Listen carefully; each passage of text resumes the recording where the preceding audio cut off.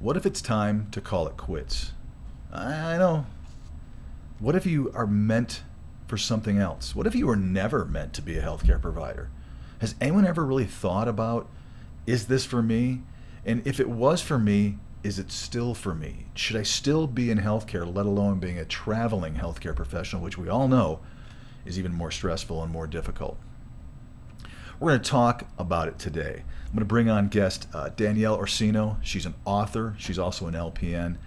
And she has completely changed her life and actually has left currently, and probably still will, the nursing career that she thought she was destined for to pursue something different. And it's okay.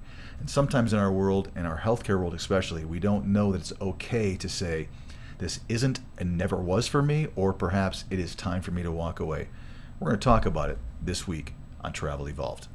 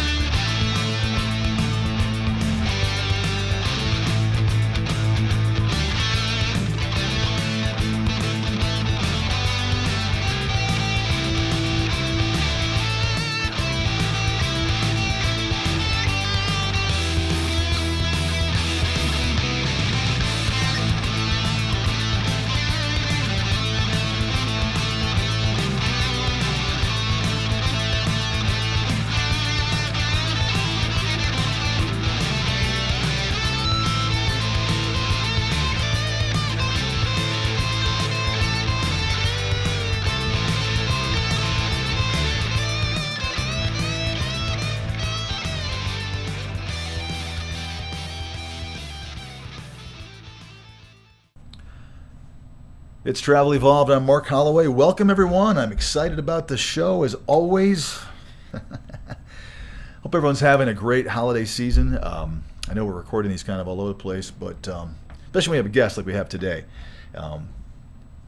Like I said last week, I believe, I've got some really cool episodes coming up. This is one of them. One I'm really, really excited about, because this is, again, in my opinion, one of those topics that you're never going to hear someone from my side of the industry, which is the side that generates a good chunk of money from the efforts of travelers, telling travelers that maybe they shouldn't be in healthcare. I know it's weird or whatever, but that's what I want to talk about. You're going to get things from me you're not going to get from anybody else. And here's the thing. It is, in my opinion, it is kind of an unwritten, not unwritten rule, I don't want to say, a philosophy that so many healthcare professionals have inbred in them, that it's not okay to, potentially to walk away or to say, boy, this just isn't for me. You guys have a tough job. And if you're traveling, I think it's exacerbated. I think it's even harder to be a traveling healthcare professional by far than it is just to be a healthcare professional in general. I just think it flat out is. It's more stressful. Yeah, there's some good financial, but it's really the only benefit, excuse me, except for some freedoms that you might have. There's a lot there that would say, man, I think the burnout factor, we've done an episode on that, can really come into play. But you guys are so unique that I wanted to do an episode that said, when is it time to call it quits? So, when to call it quits if it isn't. And again, for some of you, I also want to kind of subtitle this one that it may not have ever been for you. And I think that's okay.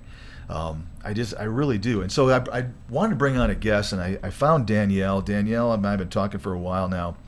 Super unique gal, very bright. She's an LPN who decided she had a different calling. And the bottom line is that she's actually a fantasy author of, I know of at least 3 books that she's done in a series.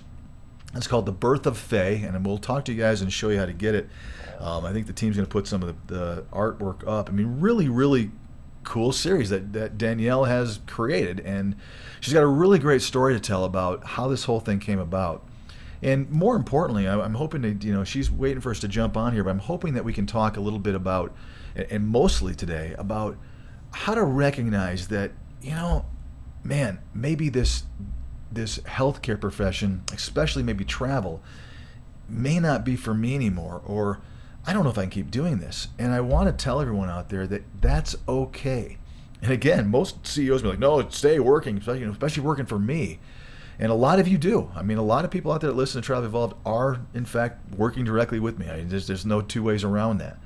But I'm here to tell you that if you are at a place in your life when this may not be making sense, then this may not be making sense, and it's okay. So I want to jump in with Danielle. She's on the 2 time zones ahead of me, so I know she's got a lot going on. She's got deadlines and all kinds of things that smart authors and those kinds of people have. But I'm going to have her join me because I really think she's got a really cool story to tell. And again, she didn't just go into administration or become a case manager or, move into, something that's similar. She went completely 180 degrees out. And it took her by surprise from what I know of her. This was not something that she had been planning. It just kind of happened. And she was smart enough to recognize that there is another alternative to my life besides what I had carved out for myself. And I will tell you this, in speaking with Danielle a couple times, that she really was knee deep and entrenched in this is what I'm going to do forever. And I'm going to go and I think she wanted to become a physician's assistant, if I'm not mistaken, from when we talked before. She had a whole career path laid out for her, and she had just kind of gotten going, and all of a sudden, boom, curveball. And again, what I love about her is that she recognized that there is other options. And I want to offer that to you guys, and I want you guys to have this episode in your mind. I don't care if you're thinking about it 10 years from now. I hope that we have that much of an impression on you guys. But I want to get this out there and talk about the fact that it's okay, because all of you at some point will say it's time to hang it up, whether it's after an illustriously long, wonderful career or it's right now today. It's okay. And to recognize when it's time and to understand that there are some other things out there, I think is really healthy. It's important to know that this isn't have to be the end-all be-all of your career as a professional, let alone as a healthcare professional. So Danielle's on there. I'm going to jump in and grab her real quick because I want to knock this out. But I'm going to grab her and we're going to talk a little bit here, not a little bit, a lot of bit about when to call it quits. And so let's pull her up so we can get my friend on here and we can jump on this pretty quickly here. So hang tight. Let me switch my mics as I always do. Hey, Danielle, how are you? Good. How are you? Good. Thanks for joining me today. Thank you for having me. I'm really excited to have you. It's going to be a fun episode. Like I say, I appreciate your time. We're recording this in the morning, so I know both of us have busy days. But anyway, you're in your garb. You said you were going to be, which is awesome. Yes, I'm all fade out for you. That's right. We'll explain that in just a minute. I guess as I said, and I know you may have heard me on the intro, but sometimes it's okay, in my opinion, and I think a lot of healthcare professionals kind of, I don't know if it's the Hippocratic oath or whatever it comes to, but they get, I think, kind of weird, if you will, about, I don't know if I want to stay in this industry. So, you and I are going to talk a lot about, when to call it quits, kind of a thing. I want to kind of take our listeners and our viewers back to the beginning, if you will. I guess, tell me about, your start in healthcare. You're an LPN. You still are, right? You're still a licensed LPN? Correct, yes. And I guess, let's go back to the, to before when you were thinking about getting it. What is it that got you into healthcare in the first place? What was it that kind of attracted you to that field? It's funny. I started out, I'm actually from a martial arts background. So after many, many injuries, I had a respect for healthcare. I mean, I've been treated so many times. I've had a torn hamstring. I've had a medial meniscus tear. I've had several injuries. So after a while, you see a lot of doctors and nurses, chiropractors, whatever. I had a respect for it. I had an interest in it all through high school. I thought I was going to head into healthcare. It's always been in the back of my head. Right. So to head down this road, it seemed like a natural progression. I was in personal training for years. So this just seemed like an inevitable road, if you will. Those of us that are in, I've been in healthcare. If you want to count what I do in healthcare, I'm not. I'm on the other side of the desk. Mm-hmm. But I've been around healthcare people for 22 years now. And I've always told people inside my organization that I do believe that healthcare providers, people that get into healthcare, there is this, and maybe I'm wrong, that's why I'm just asking this innocent question, that there is a real feeling of service, that you guys are wired in a way that you really, in fact, And I'm not saying everybody doesn't outside, but healthcare providers specifically seem to be really wired for helping other people, especially when we're not talking about uh, helping with your backyard deck or something. We're talking about helping you with your life, with your health, Yes. serious stuff. Is that kind of the way you felt too? Was that a real thing, or is it just people who get into healthcare because they want to get into healthcare, or is that kind of inbred? Do you think in a lot of people? I think it's always a calling, and I hate to use that term because I feel like it's kind of trite and it's always used is, oh, it's a calling. I think it really is. I think there's an interest, obviously, in science and understanding the body and knowing it. But yes, I think there's always this calling to want to help because either something has happened to a family member and you've seen that service and you want to be a part of it and maybe you want to pass it along or move it, pass it forward to an extent. Right. So I think it's always there, and it is something that's a little more inbred, or maybe you have a family member in healthcare and you see what they go through and you want to kind of carry on the tradition. For me, as funny as that sounds, my idol is Wonder Woman. That's always been my childhood idol. Linda Carter, the whole thing. And Wonder Woman was a nurse. My Right. nursing uniform I designed based on the 1940s comic Wonder Woman. I actually took it to my nursing instructor and said, I know we're supposed to wear a nursing uniform. It's supposed to be traditional. Can I wear this? And I showed it to her. And she looked at me and she went, Danielle, do what you want. Because she was tired of fighting. After 9 months of fighting with me, she was finally like, do whatever you want. Right. But I designed my nursing uniform after Wonder Woman. So Interesting. there was always this kind of justice, this attitude of helping others that had always been instilled in me via Wonder Woman. So yeah, it was always there. But after being injured so much and being around healthcare and the people who had helped me, I had always felt like, yeah, that's kind of where I'm going to go. Right. And that's where I ended up. So I do think it's something that's always in you. Yeah. How it comes out is all different for different people. That's interesting. So, and I guess we should probably just, I think it'd be important I'm going to just say it. I'll tell our listeners and our viewers, you are currently not in healthcare. So I want to kind of, that way when you tell your story, people understand what you're doing. You're an author now, and Yes. you are an author and tell me if I'm getting this wrong, pardon my ignorance, but fantasy books, right? Is that Yes. the right genre I'm talking about? Yes, I'm in fantasy. Yep. Fantasy. Correct. You're published. You've written a number of books. You got a great series out there.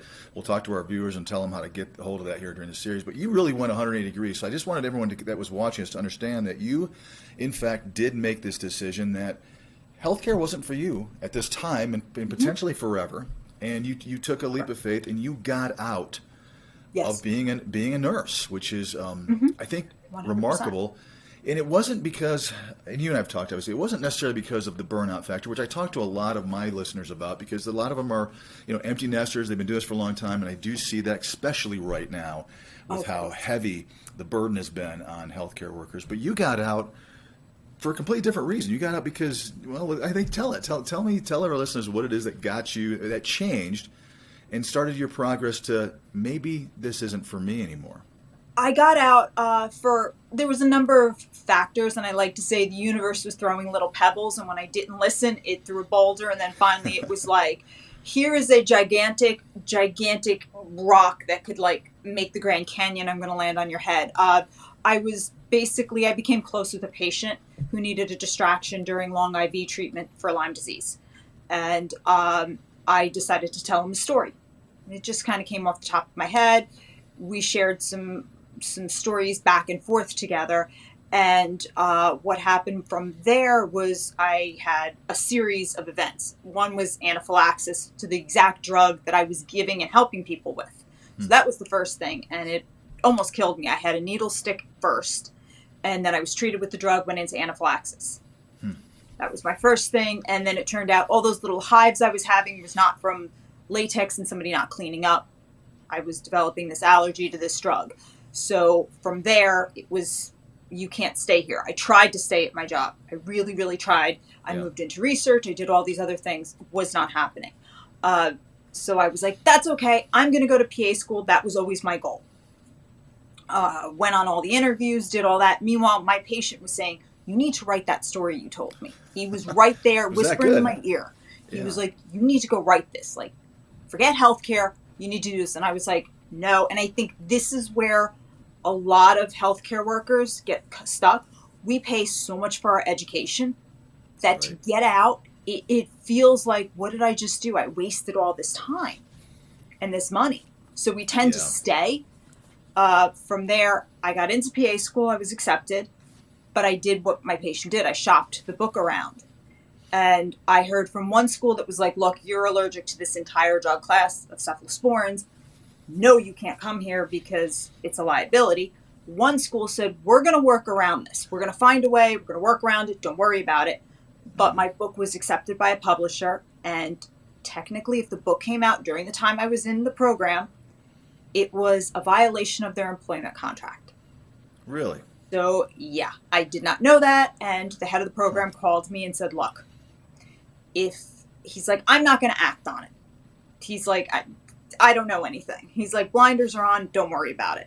He said, but if another teacher brings this to my attention, Yeah.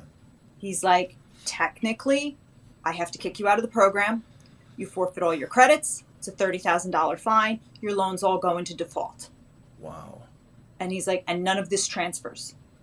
None of these. He's like, it's med school. Nothing transfers.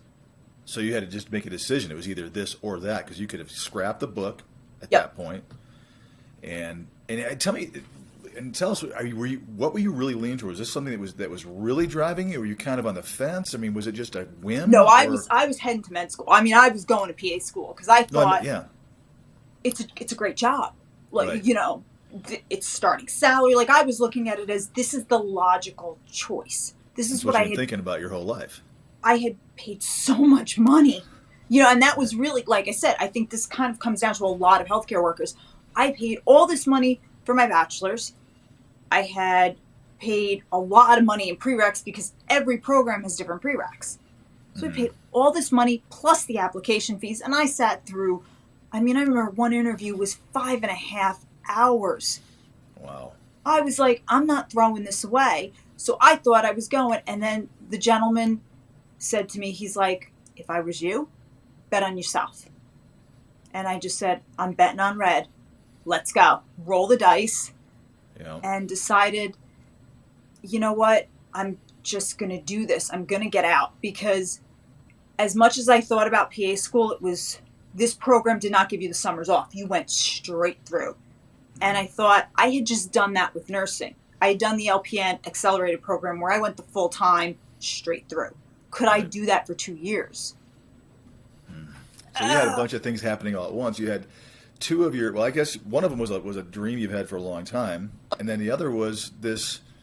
I mean, obviously, clearly, if you threw out a story to tell a patient off the top of your head, you realized you also had talent for an opportunity. And I think anybody on the planet would know that if somebody's interested in something you're creating and writing, that's a little bit of a lightning in a bottle scenario. You may not have that opportunity again. So two opportunities coming together at the exact same time. What do you do? And obviously, we know the story. You chose the lightning in the bottle at this point. I went with that, and there were other factors. I had applied to a nurse practitioning program because I thought, you know, let me stick with the nursing Right. branch, you know, on the tree. Let's go that way. Okay. And I remember sitting in that program and in the interview, and it was not going well at all. It was going really, really bad. Like, Yeah, yeah. and I interviewed pretty good. This was going so bad. At one point, one of the nurses said to me, you know what LPN stands for? And I kind of looked and I said, yeah, licensed practical nurse. She went, no, let's play nurse. RN stands man. for real nurse. And the doctor turned around and looked at her. And I was like, I'm sorry, I don't understand. And she was like, this is for people who want to switch careers. And it was like, I got this whole lecture. And I just thought, this is going so badly. Mm-hmm. And it was just one thing after another. And I was like, why do I want to stay in nursing? Because I had just, it was done for me, you know? That and I was was really like, a boulder. I have this Having book. the luck of having that person, there was a woman you said that was so Yes. condescending to you, and I get that all the time. Obviously, in my role, I hear people. I had one the other day. There was a nurse was giving charge, and she happened to have the misfortune of having somebody. She had been floated to an area that wasn't her normal specialty, and this woman was really hard on her. Like, "What are you even doing here? You don't know what you're doing." And here's a traveler who was asked to go into a unit. This person comes in to relieve her at 7 a.m. and it was just belittling her, and she really was upset about it. And it's unfortunate that there's always that person, but in your case, maybe that disgruntled, I guess, I don't even know what to call her on a podcast, but we'll leave it at that, gal, did you a huge favor by making you go, you know what, the heck with this. I'm done. It was just one of those situations. I remember it was good though, because I stood up for myself. I turned around and I said, because she kept referring to herself as a doctor. So finally I turned around and I looked at the woman at the end. I said, okay, you're a medical doctor. I got you. And I looked at her. I said, you're a PhD. And she said, well, yeah. And I said, when was the last time you touched a patient? Just wondering. And she looked at me. She said, what does that have to do with it? I said, well, you keep saying 20 years in nursing. When was the last time you touched a patient? And she got quiet and she said, 13 years ago. I said, okay. I said, I went to Southern Westchester BOCES. I got it. You guys all got a problem with BOCES. I get it. But I said, the women who taught me still work on the weekends. And they've been in nursing 25, 30 years. Mm-hmm. And they're still touching patients. I said, you, not a nurse. If you haven't touched a patient recently and you can't start an IV or you can't find a vein, I said, you see, I can. LPN or not, I said, I still went and got certified. I can find a vein. Yeah. And I'm like, you need to move aside. I said, because those women are real nurses. You're just lecturing me and belittling me because you think you're above it all. I said, so you know what? I don't even want to go here. And then when the whole interview was over, she wouldn't shake my hand. The doctor came to me and she said, go apply to the PA program. She's like, just go. They're never going to let you in. She goes, I don't care if you have a 4.0. I don't care what you have.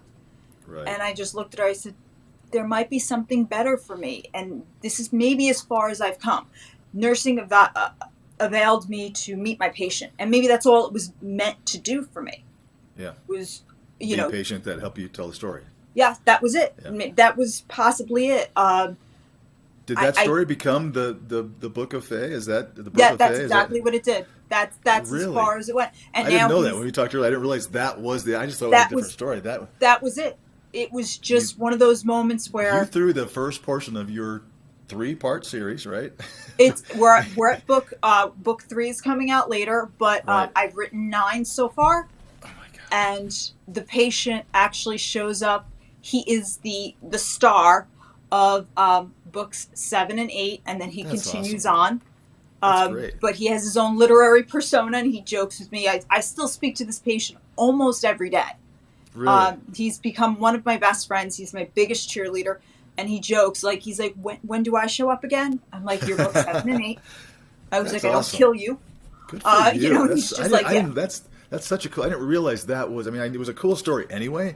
I didn't realize. I just thought you realized you had some creativity and some ability that you didn't maybe know. I didn't realize that you threw out 9. That should you've done 9 episodes or 9 parts of the series.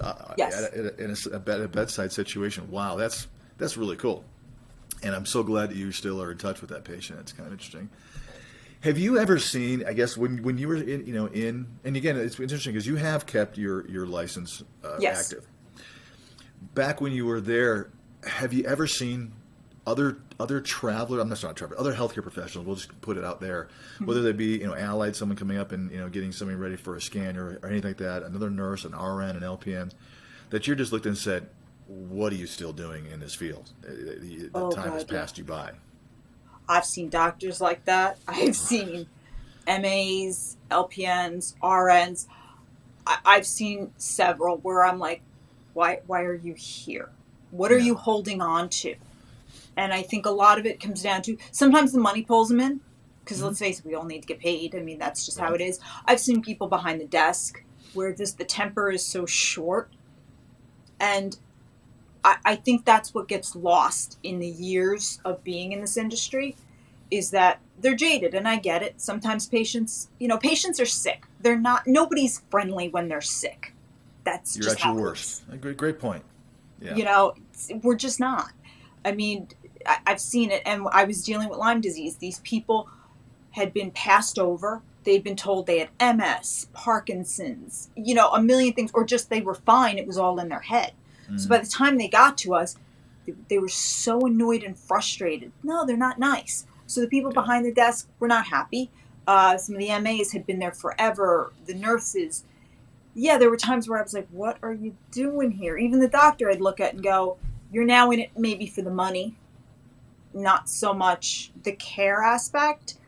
Um, so yeah, I had seen more than my share, which definitely made my decision to get out Yeah. a little easier, but it also propelled me on why I didn't want to stay. And there's nothing wrong with being an LPN, so I don't want anybody to misunderstand me. But it would make my decision to want to get out of that role a lot better, and kind of propel me forward. I knew I couldn't stay there. Yeah.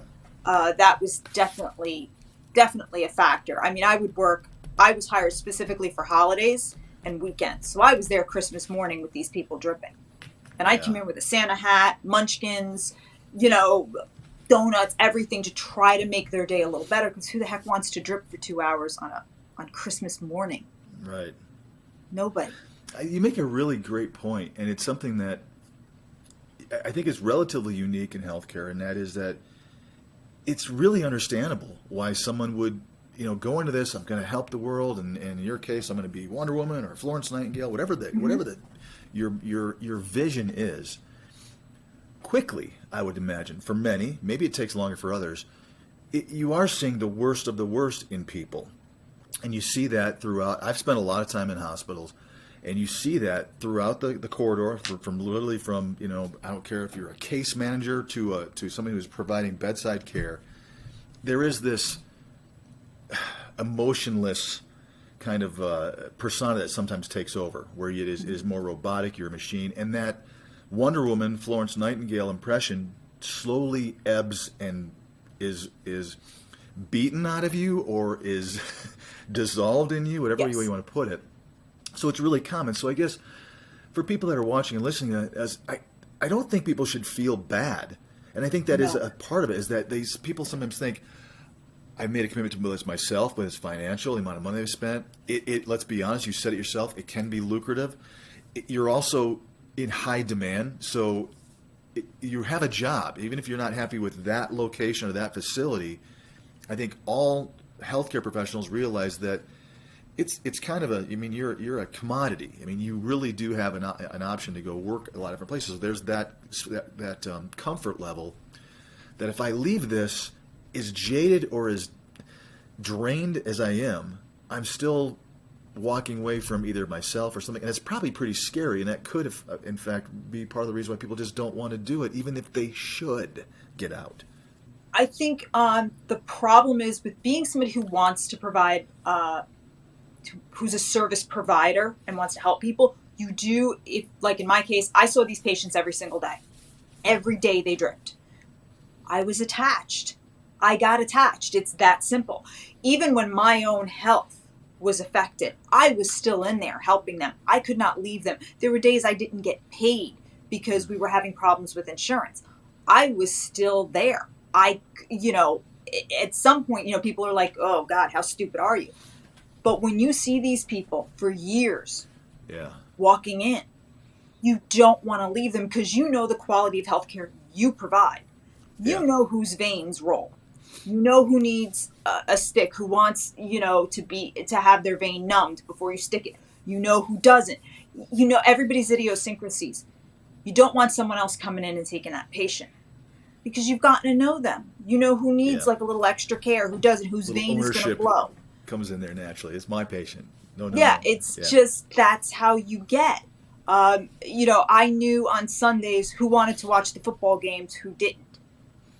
It became so ingrained that I stuck around longer than I should Yeah. because I knew everybody there. So it definitely kept me there to the point where, like I said, we would go sometimes 2 weeks without getting paid because we were fighting with the insurance. That doesn't work in the travel world, by the way, because you just jump to one of the 400 other agencies that will pay you faster and better. So that's a good thing. That's wild. So but you did get paid. Eventually. I did eventually, but yeah, we'd be fighting. I mean, there were days supplies were low, and she would send us to the hospital and say, okay, go there because she had privileges, and they'll give you whatever we needed. Right. But you stayed for the patients because with this type of clinic that we were at, you saw them. It wasn't an in or out primary care where it's like you saw them for their yearly physical and that was it. Yeah. We were seeing them every day at their best and their worst. And because it was Lyme, and there's so much battle on the medical front on, is it Lyme, is it this, is it that? Yeah. It's weird. You just got to know them. There's a and stigma, right? their whole family. Yeah. Yeah. It was, I mean, I'd have families come in from 5 years old to the father who's 45, and they'd all be dripping in a row. Mm. You just, you get to know them. There's no other way. So it keeps you it keeps you anchored to that family. And it's hard to and not necessarily in a good way. I mean, obviously. So no. Yeah, and there is, as you can attest to, there is life after healthcare. And talk about Yes. a big swing. I mean, let's talk about the now. You have a completely different lifestyle, Yes, 100%. obviously. And again, for our viewers out there, I mean, not everyone is going to has the talent or the ability to write a book, but there are so many things that I think people don't ever think about. I'm sure 5 years ago, the last thing, or 8 years ago, the last thing you ever thought about was that you would have written, you'd be a published author, and Never. incredibly invigorated and excited about what you do now, and you're not sitting there figuring out, oh gosh, I got to go to sleep because I've got to get up for a 7 p.m. shift, or I've got to go deal with that administrator in that place. I mean, there is a good outcome for those that have realized that this is no longer for them. It's okay to walk away, and I think no one tells you that as a nurse. I remember when I had to make this decision, I called one of my old nursing instructors. I called Mrs. Hawkins because it was just time. I knew I had to make this decision. So I did call her, and she was the one to say, Danielle, it's okay. She's like, Yeah. you can walk away. This is not a bad thing. It's time. It's maybe a good thing, right? Because Yeah. before you get so disenchanted and either make a mistake or just are no longer, actually you're doing the public a disservice. It can be a good decision. I didn't want to be jaded because, and this is going to sound weird, and I know there's going to be an eye roll here or there. I watched a lot of the show Scrubs. I really did. And I learned a lot about how to treat others from a patient healthcare standpoint from watching that show, because I got to see how not to do it and what to do. I really did. No, that's good. It's I'm sure there was some eye rolls out there, but the same token, as people listen to it, they go, okay, good point. And I think there was one episode where they based everything on the lessons you learned from watching Sesame Street. And it was from a healthcare provider standpoint on what the newbies were doing to the patients. And I really watched it, and I remember thinking, yeah, like just taking the time to talk to a patient, what it does. And so I tried to always keep that in my head as I dealt with patients, because I even got bullied by patients. I remember, the cackling, we called them the cackling hens. And I remember trying to do an IV, and this one woman was like, you can go here, you can't go here, you can't go here, you can't go there, you can only go right here. And it was right in a bruise. And I'm like, I can't go there. And I tried to explain medically why. And finally I just said, look, lady, I can't go there. Like, that's it. If you wanted it. And I went to go in, and she pulled her arm away as I was inserting. And I'm like, and then she's like, you scratched me. She blew up on me, made this big scene. And finally she said, I don't want my IV today. And I'm like, all right, well, there's nothing I could, like, it was a whole thing. Yeah. She wound up going to another patient and doing nothing but sitting there and complaining about me for 20 minutes. And finally, one of the guys got up and said, look, he's like, I have sat here, you've got this girl almost in tears, and he like defended me and whatever. But after that, she would go to everybody and complain and complain. Yeah. And I was like, okay, you still have to be nice. You still have to be nice. And it was just so much to always be dealing with. But I had to remember, she's sick. Yeah. And it was like, when it was time to leave, I couldn't dwell on those moments. I just had to know it's time to go. Right. And I talked to Mrs. Hawkins. I talked to people. And I was like, I don't want to be that nurse that's always thinking about the negative stuff. I learned so much wonderful things from these patients. It's okay to go now with grace. And remember, at the end of the day, my health is also a factor. Yeah. The stress I have now is totally different than getting up and having to be there for an 8 a.m. shift, prep my bags, do whatever, and work Christmas morning. I worked every Christmas Eve, Christmas morning, New Year's Eve, New Year's Day, Thanksgiving, I know the Easter. feeling. Yeah. I worked all of them, and I didn't get time and a half because that's what I was hired for. So there was no holiday pay. That's what I worked. It's okay to turn around and say, you know what? I'm going to try another aspect of my life. If I ever want to go back, I have my license. Yeah. I can go back whenever I want. But sometimes you got to know when it's just time to take a step back.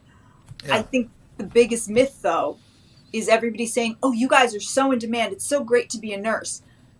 Yeah, but when we get there, believe me, there's a lot of people telling us you can be replaced. There's a bunch of people out there looking for jobs. There's always that undercurrent to keep us down here, especially as LPNs. All we ever hear, I don't know about the other LPNs out there, but I know for us, you can only work in long-term care facilities. You're so replaceable. You know they're getting rid of LPNs. That's what I heard every day. They're getting rid of LPNs. You know that, right? We heard that all the time. Yeah. Finally, I turned around and remembered my NP interview and said they should get rid of 2-year RNs, bump them to 4 years, and make the LPNs a 2-year associate degree. You would have thought I kicked a puppy down the stairs. The look on all their faces was like, huh? Yeah. So the bottom line is it's okay to leave. Yeah. Have your own opinions. But yeah, when it's time to get out of healthcare, you'll know. Don't stay there and be jaded because you spent all this money on your education. I think that keeps more of us there than we care to admit. Or because you're hanging on to a career because it's what you know. There is, and I think healthcare professionals are unique. You guys have kind of a different type of business acumen. In other words, your life in your case as a nurse, is really different than probably 95% of the general public's life. I'm sure there's a lot of jobs out there, a lot of careers out there that are similar in that aspect. But it really is. I mean, oftentimes they're working on 12-hour shifts. They've got 4 days off. You know, maybe you're in an 8-hour shift in your facility. But I mean, it is a different feeling. And also to think that that's going to go away, and I'm either going to do a 9-to-5 job, or I'm going to become a realtor or a mortgage broker, and my life is going to be different. Yeah, I mean, you're going to realtor. You're going to work 6 days a week, but you know, you've got freedom. You've got different demands. I think that scares a lot of people, like you're saying. And I guess for today's episode, the idea is that it's okay to be scared. It's okay to realize you're walking away when the time is there. It's still the time is there. Do you have any regrets at this point of leaving healthcare? No, I don't have any regrets for leaving healthcare. It was definitely my time. You know, like I said, the universe was telling me it was time to go. I was not listening. Totally was not listening. I'll be the first to admit it. Yeah. I have no regrets. I'm so grateful for my time in healthcare. I think there should be more support for nurses, definitely, emotionally, because there is none. And we don't support each other. I'm going to be very honest. Nurses don't support each other. That's a really great point. You guys don't. And I don't know why it is. You feast on each other. It's the natural reaction. I don't know if it's a competition thing, but that is true. And I can't fix that. And I don't think you and I could. Maybe we can come back and we can talk about that. We can talk about it until we're blue in the face, but we don't. Right. But it is weird. I think what it is we're set. It's also the climate. We're just set not to. You know, I think part of it also comes down to where are you going to make, as an adult, where do you make friends? You make them at work. You know, that's just how it is. But when you're in that high pressure situation and there is a shortage, also, you know, the idea that at any moment you could make a mistake which could cost you your job, and it might not be necessarily your mistake, but it could be the person next to you. That pressure, I think, just gets to people. And I get it. Also, it's how we're trained. I mean, we're in school and we're back in high school, let's face it. Nursing school is high school all over again. And then you transfer it to work. We're kind of a petri dish of mean girls. Yeah. It just is. I mean, I'm saying yes, like I know. I have witnessed a little bit of it, but I've heard more about that, I think, than actually witnessed it. And it's really weird, again, too, that it is. You really hit a good point that I thought was really interesting when you talk about it is, you know, I mean, I put myself through college with it in the restaurant industry, and it's like that. I mean, it's a petri dish, but we make a mistake, you get fired, and you go bartend at another restaurant. You have this really serious undertone of what your job is, coupled along with some cattiness and, like you said, the mean girl mentality, mean guy mentality, and it's there. And I'm not trying to, I think, project something that I don't see. I do hear that. I mean, probably all the time for 22 years, I've heard about how weird that environment is from that side of you know, patients don't see it oftentimes, family members don't see it oftentimes, but you guys do have that those two going against each other. Yes. Really stressful environment, and that competition, or who knows what it is, where you're trying to be friends and yet you've got this seriousness. It's a really interesting thought. And I don't even know how to complete the thought, but it's a really weird setting. It's almost like we're set up for it, and it's not Yeah. fair to nurses, because then we get this reputation for it, and it's like, well, you know, everybody can sit there and say, well, it's, you know, I'm not saying it's every nurse, and I'm not saying it's every situation, but it almost doesn't feel fair to put us in that, because it's just an odd dichotomy. Yeah. And it's like I said, it's just not fair. I saw it a lot. I have to say, my nursing class, we were lucky, but we had a death in our class, where one of our students literally died of a brain aneurysm studying. It puts a lot of things in perspective, but from the very first day we were set up, I remember there were 90 of us sitting there, and the head of the program, who was later arrested for fraud, which is kind of funny, said, look to the right, look to the left, one of you will be gone. That was the first line for us. And we were all like, well, that's a way to start an assembly. I mean, just from day one, it was like the competition was there, and it was in us. My class was very close. We grew closer after our peer's death. A lot of things changed. But I just feel like it's an old, antiquated stereotype that nurses are like this, and it's just carried on and carried through. And I do feel like there's a competition between RNs and LPNs, because they don't know what to do with the two factions, so they tend to pit us against each other. And then you throw in MAs. It's just a whole mess. And I don't think it's necessary, because there's no reason why we can't work together, but you put in the stress of the job, and now you've got issues. What a shock that people get what we just said 15 minutes ago. People get burned out, people get jaded, people get disenchanted. Yeah, I mean, how can you not? Shocker, right? And yeah, it's really, really wild. Again, this is one of those things I love. I love talking about the things that people just don't openly talk about. At least they won't. They're so scared of it. Yeah. I watched NPs and PAs go at it when I worked at another job, and I would sit there and just watch them and think, you're really going to sit here and debate who does more and who's licensed? And I would sit there and go, then you wonder, guys, like, right. this is why. And I kind of laugh, because it's like watching almost like the factions of Fae go at it with each other. And I'm sitting here going, you know, if a patient sat and watched all this, they'd be like, you're about to cut who open? No, wait, you know, like, back up. But it's also, we're set up that way. You know, the doctors, it's only 15 minutes you can see a patient, then this has to come in, this has to do this. We're under all this high pressure, and I think it just stems from the way the healthcare system is set up. Yeah, it really does feel like it's, I mean, again, just jumping back, looking 36,000 feet above it, and you probably can now, it is not surprising, it's not remarkable at all that there is such a high burnout factor. And I think the surprise, if there is one, is how long it takes a healthcare provider. Again, I don't care if we're talking about an MRI technician to a CNA to a PTA. It's not surprising. I mean, you really made some great points. You know, the people you're dealing with, the families, the patients are all in bad places. It's not a good situation. I just had surgery a little while ago, and I remember going, I'm going to be as kind as I can to my pre-op, post-op nurse, who, by the way, rolled my van. I've still got 2 hard spots for my IV. Because I'm going to be sedated in 15 minutes, and I want to make darn sure that I'm the best patient they've seen all day, because they're going to take care of me. I don't know why a patient would feel differently. I don't know why you'd ever want to give the person taking care of you a hard time, but maybe it's age. I don't know what happens, but people get weird.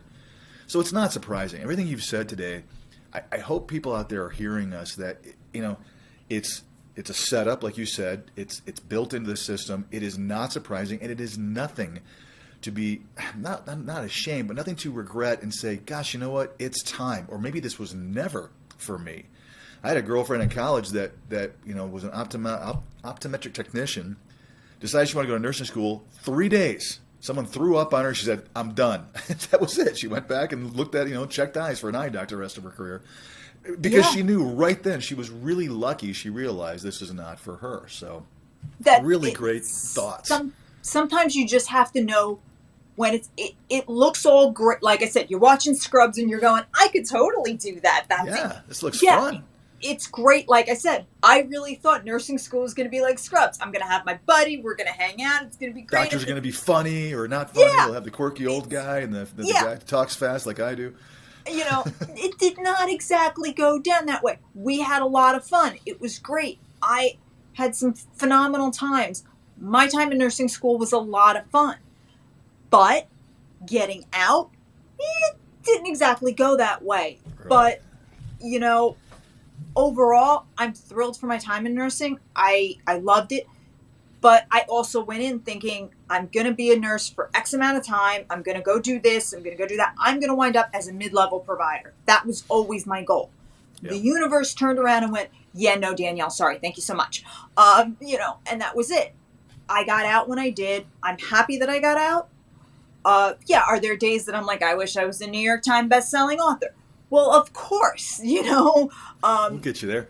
I'm working on it. Right. Okay. So let's switch gears from it. Let's talk about. I want to talk about the fantasy genre. I mean, again, let's talk about the birth of Fae. I want to know more about this. I'm not very knowledgeable about this genre. Okay. So let's talk about it. I mean, is this something you've always been, you've had an interest in?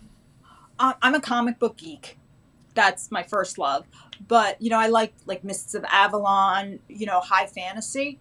But, I've always been a reader and that kind of thing. Did I think I'd ever write a high fantasy book? No, not in a million years. My dad will tell you that he found some essay from me when I was in second grade that said, one day I want to be an author. But, the next day I said I want to be Wonder Woman. So go figure. Right. But I always loved cosplay, comic books, that kind of thing. I've always been into that my entire life. So interesting. This is, imagination is imagination. So you're basically pulling out, you've created a world, so to speak, right? A fantasy world. You pulled, there's I'm sure there's reality behind it, but it is a fantasy world that you've created out of your head. You've created characters. You are dressed as the main character, right? Is the main character based on you? Queen Aurora is kind of based a little bit on a lot of women that I admire. I like to think she's probably the best of us and the best of a lot of women, but there's a little nursing in her in the sense that, she wants to take care of everybody. She wants to take care of her kin. The series is based on the idea that there are angels who did not get involved with the war between the Creator and Lucifer, and they are stuck here on Earth. So you have the virtue angels, which are the ones who take care of nature and get the planet ready for humans. And then there are the Power Brigade, the foot soldiers of the archangels. And they have both been left here, and now they have to survive because they cannot go home. They cannot go home to the Shining Kingdom. They don't know why they're locked out. And they become what we know as the Fae, but they are the gods and goddesses of the polytheistic pantheon. Your Roman gods and goddesses, your Egyptians, your Greeks, and human worship equals power. So they then tend to fight over, as much power as they can get. For that worship. And that evolves. That's just crazy. From there. You're talking so far over my head, but at the same token, I think I think it's amazing that again, it's one thing to write to come up with create a fictitious book that's based upon things that are in our world, right? It's another whole thing completely to create an entire world. Which I mean, I have a lot of respect for that. To me, it's insane that, again, your brain thinks this wonderfully beautiful way where it says, I'm just going to create this whole environment for me, and you've obviously worked really hard at it. You did it like that, sitting by a patient's bed, which is pretty remarkable if you really look back on it. And I'm sure you probably are blown away that that's become this. I am blown away that it became all of this. It was funny because it just took a conversation, which I think is something that's kind of lost today in nursing because we're so rushed. But it just took a conversation. I mean, all he said was, I don't want to do this anymore. You got to entertain me and keep me in this chair. Yeah. And from there, it just started with, okay, tell me something about your life. And he said, well, I was recruited by the CIA out of college. And I'm like, oh, okay, well, you never told me that. And then it kind of evolved into why he didn't take it. And I said, oh, you should have taken it. We could have found out what was in Roswell and, made some jokes about conspiracies and, the green men. And he was like, no, it was for the Trends and Intentions Division, the most boring part of the CIA. And I'm like, okay, well, I was like, well, you still should have taken it. We could have found out this. And I was like, where Lyme really comes from. And once again, we kind of played with the conspiracy theories about Lyme. Mm-hmm. And then he was like, yeah, Plum Island. And I said, no. And out of my mouth to this day, I still don't know what made me say it because I wasn't really reading any Fae books or anything. I was on another Wonder Woman comic book kick. And I said, no, Lyme came from the Fae. And he just looked at me. He went, the what? And I was like, yeah, the Fae. I'm like, they don't like the way we're treating the planet. So this is them getting even with us. And he was like, who are the Fae? And I'm like, come on, a CIA agent like yourself. I was like, I said, you're really here to find out if the nurse is, the brains behind this whole operation. I was like, she's really a Fae hybrid, and you're here to find out and bring her in. And he went, yeah, that's why I'm here. And he's like, but tell me more about the Fae. And then off the top of my head, I said, they're angels who can't go home. And I just started spinning this story. And every time something happened in the IV room, I just spun it in. So the doctor had this big black Labrador. And the dog walked in and I was like, oh, and the king had a black dragon. And just something would happen. I'd spin it. And we just kind of kept talking. So every time he came in, I told him another piece. And that's really how it came about. So I just took real life things and sprinkled a little fairy magic on it. Not thinking this was going to go anywhere. I didn't really. Sure. Yeah. What? But it did, and I mean, obviously, it's really interesting that you've got nursing in your books. You've got, I mean, any author, I would imagine. I'm not an author, but any author would there's no way to kind of keep real life and your experiences out of your writing. It just comes into play. Yes. You're unique in the fact that you can really take it anywhere you want to go. You don't have to base it on that much fact. It's all in your head. You can do whatever you want and pull in your own world. Your experiences, what you're wanting to go forward. I don't know. It's pretty remarkable. I'd love to tell everybody how they can get. Where can they find the series and as they come out? Where's the best place that our listeners can you can get it on Amazon, Barnes and Nobles. The first book, Locked Out of Heaven, is actually on Audible. We're already working on the second book to go on Audible right now. Great. But first book is Birth of the Fae, Locked Out of Heaven. Second book is Birth of the Fae, Thine Eyes of Mercy. That just came out. And then the third book is already on its way. So, either place, Amazon or Barnes & Nobles, they're published by Four Horsemen. So, figures, I'm published by Four Horsemen Publications. It just kind of works. But, or you can, follow me on Instagram at birthofthefae_novel or birthofthefae.com. That kind of gives you everything that's up and coming on the Fae. But I'm very excited about it. And the fact that it all kind of came from a patient, I think is really unique. Yeah. It's a really great story that I hope that you'll, as you become more and more famous, you'll remember your friends here at Travel Evolved, and we'll all say it all came from a patient, which is such a cool. I think it's a cool story that I'm looking forward to having you tell many people, for sure. We obviously had some artwork. We're going to show that. We showed that in our intro, so people will be able to see it and know that Fae is F-A-E and how to spell everything and be able to see and find you. I'll have the team throw some of that stuff up there because I think it's cool when you get to talk to somebody to then go back and read their works. It makes it more personal. You actually can see you as you're reading the book and envision what was going on in your head and how to do that. But, it's very cool. I'm very well, happy about all of it. It's afforded me to Yeah. meet so many cool people. I've been able to even Yeah. collaborate poetry with I have a gentleman on Instagram that I collaborate with, Panda Poetic, Poetic Panda, like just cool people that I would never have met through without nursing to propel me and Right. springboard me forward. Even my crown, I was made by a fan, Enchanting Earth. Just like cool things that have happened that really without nursing, none of Yeah. this would have been possible. So though I got out of healthcare, Not I at think the all. biggest thing people need to realize is that there is a life outside of it that could be so much Yeah. brighter. And it can be great. Right. And we're not saying get out of healthcare, but we're saying if reevaluate if it's time and be If ready it's for when it time, is time. don't be ashamed. And it's okay. Yeah, and there's definitely some really wonderful things out there that aren't what you always envisioned in your head as being what you were going to do until you retired. There are some options, and if you feel yourself needing to explore those options, explore them. I think is the way. I think to that's wrap it that's a up, good so. point. And talk to your patients because you don't know where they'll lead you. That could Yeah. be another factor. I wouldn't have gone down this road without that patient. If he didn't open up to Right. me and I didn't open up to him, we wouldn't have gotten this far. So that's Never another way to look at it, is that we all have a even story to close. share. Yeah, definitely.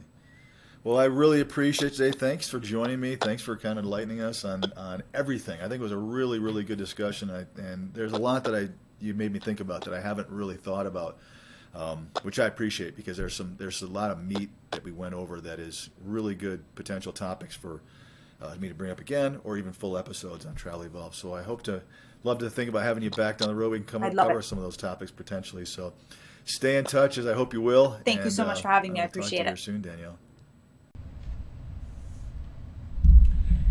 Very cool. Well, so there you go. I mean, God, there was a lot we talked about there. I really love that concept of the culture that's kind of been created. And I know it sounds weird, but she's right on. I think I got another episode in my head brewing here down the road. But I think it's pretty interesting that those of us that aren't in your shoes, and there's a lot of us in this industry, a lot of recruiters, a lot of CEOs, a lot of CFOs, a lot of account managers that don't really see that culture. We hear about it. We really do. I mean, you can't be in this industry too long without hearing about it from a traveler. It's kind of what is talked about frequently, just the environment and how hard and how tough it is.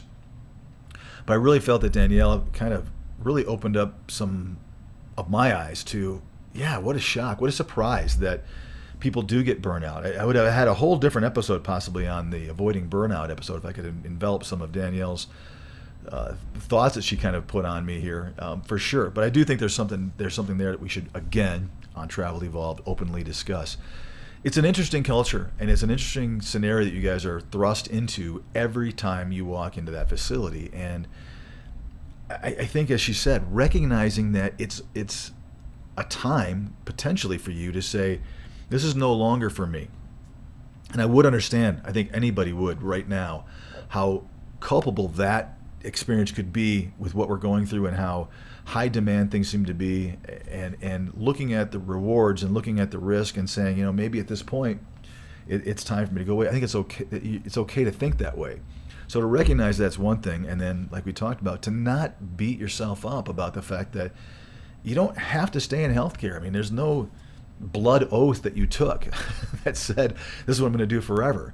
And for some of you out there, maybe we're hitting it home with you that it is okay to say, I need to pursue something different, or it's time for me to switch my career because I don't want to be at a point where I'm burnt out. I don't want to be at a point where I no longer have the patient's best interest in mind, and I'm just in that robotic area and frame. Guys, there will be people in school, in trade schools, that are getting the education that you have to come in and potentially replace you. I don't think it's at the level that we're at now. I think it seems to me that things are dropping off. I do think I've heard some rumblings that there are as far as nursing goes, there are some high increases in nursing school if they have the capacity to handle that, which is always the issue. So that could be on the rise because people have heard it's lucrative. So who knows if that's really accurate. But I do think, as in general, as we always have talked about in our industry, the baby boomers getting older, and the nursing shortage doesn't seem to be going away.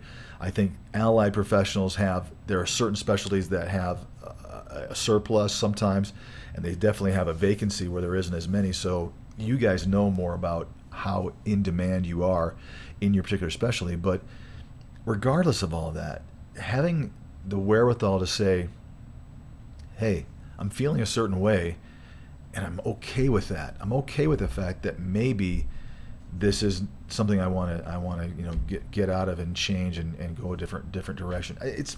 To me, it's just a healthy conversation, because every one of you is going to come to that crossroad at some point, whether, like I said, it's the end of your career or very quickly, that you're going to have this discussion with yourself. And I hope that we pop into your head, and I hope that there is, that thought and idea that you're going to be okay.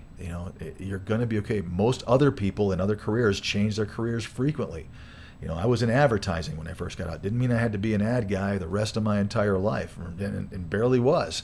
Realized quickly that it wasn't for me. I just had other opportunities. This one also fell into my lap. Had no intention of ever being in healthcare staffing. Didn't even know what it was, and didn't even know that travel nursing was a thing. I think I've shared with you guys before. Had no clue what this world was even like. So anyway, I thought that was a really remarkable conversation. There's a lot that's making me think out loud right now, and I'll put some thoughts down on some paper, and we may come up with some new things, and maybe I can have Danielle come back and we can address some of those. But anyway, I appreciate it as always again today, guys. Know when to call it quits. It's okay to say it's time to be done, and it's just some food for thought. Have a phenomenal, if this is being released, I think early on in 2022. I hope it's a great year for everybody in healthcare. I hope that people stay making good money. I hope that there's still a lot of demand and need for what you do, and I hope you stay traveling. To be honest, I'm just being that CEO again. I really do, because if it is for you, I hope you stick with it. And we appreciate you. All of us do, whether they tell you or not. All of us appreciate you, and all of us are very thankful for your efforts, because it's part of the cog, and it all works out pretty well if it's done right. So, guys, as always, I appreciate it, and I will catch you next time on Travel Evolved.